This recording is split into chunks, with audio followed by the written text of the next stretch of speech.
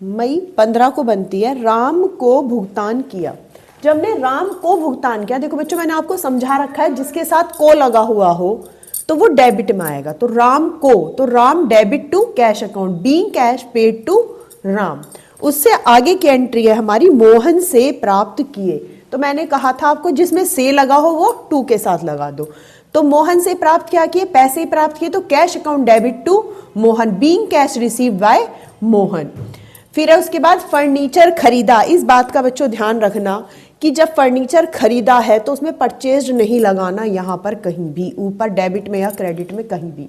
उसकी एंट्री बनानी है furniture account debit to cash account, और नरेशन बनेगी बीइंग फर्नीचर परचेज्ड। यहाँ पे परचेज्ड दिखाना है हमें, ऊपर यहाँ दो मिनों में कहीं भी नहीं लिखाना, क्योंकि फर्नीचर क्या है हमारा, फर्नीचर खरीदा, फर्नीचर खरीदने की वजह से खर्चा हुआ तो फर्नीचर ही हमारा डेबिट होगा।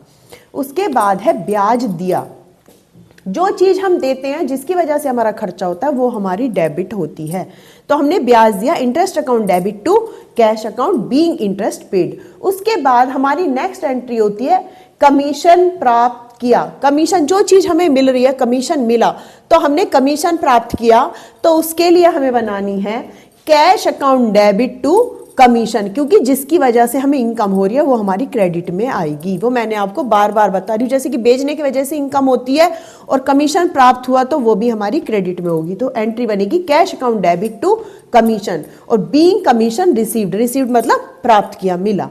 उसके बाद है वेतन दिया, तो salary account debit to cash account, जो चीज दिया वो खर्चा है हमारा वो डेबिट में आएगा। तो salary account debit to cash account being salary paid, और उनकी अमाउंट उनके सामने डेबिट और क्रेडिट में डाल देते हैं। बस, बाय बच्चों।